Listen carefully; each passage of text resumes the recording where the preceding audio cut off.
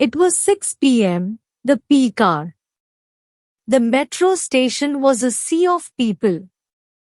I had my new iPhone in my front pocket. My hand was covering it. I was careful. But when the train doors opened at Rajiv Chowk, my pocket was empty. Who took it? The man in the suit? The college student? Or the crying lady? Let's find out. Hello friends. Today's story is about a crime that happens every day in our cities. Mobile theft. Pay attention to the details. I want you to be the detective. My name is Rahul. Last Tuesday, I was returning from my office in Gurgaon. I was tired. I was standing near the door because the train was packed like a tin of sardines. There were 3 people standing very close to me. Suspect number 1, the corporate guy. He was wearing a blue suit and a tie. He was holding a leather briefcase. He was talking loudly on his phone. He looked rich. But why was he sweating so much in an AC train? And why did he keep looking at my pocket?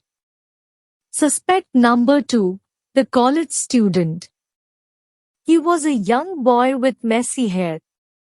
He was listening to music with big headphones. He had a heavy backpack. Every time the train jerked, his backpack bumped into me. Bam! Bam! Was it an accident? Or was he distracting me?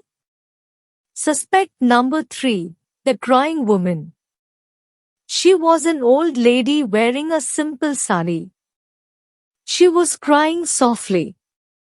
She was holding a small baby. The baby was screaming. Everyone was looking at the baby. I felt sorry for her. I even moved a little to give her space. The station announcement came. Next station is Rajiv Chowk. Doors will open on the left. Suddenly, there was a huge push. The crowd surged forward. The college student bumped into me hard. Sorry, bhaiya, he shouted. The corporate guy dropped his briefcase near my feet. Clatter! The crying woman stumbled and almost fell on me. In that chaos, in those 3 seconds of confusion, I felt a light touch on my thigh. The doors opened. The crowd pushed me out. I touched my pocket. Gone. My heart stopped. My phone was gone. I looked around frantically. The corporate guy was still on the train, talking on his phone. If he stole it, he would have run away, right? So, it wasn't him. The college student ran out of the train, but he was running towards the other platform. I saw him holding his own phone with both hands, texting. He didn't have my phone. That left the crying woman. I looked for her. She was walking slowly towards the exit. Wait! The baby.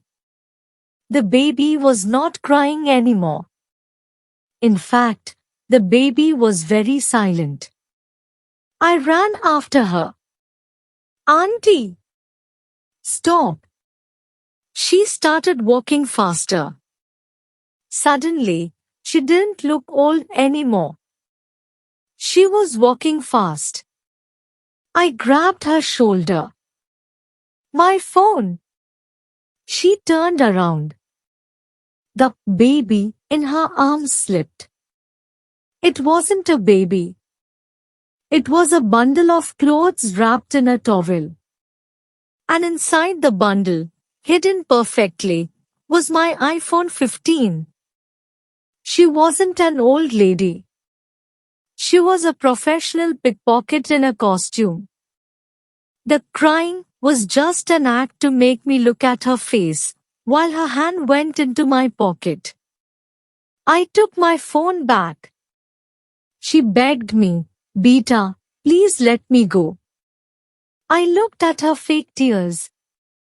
I looked at my phone. I said, "Go. But change your acting skills."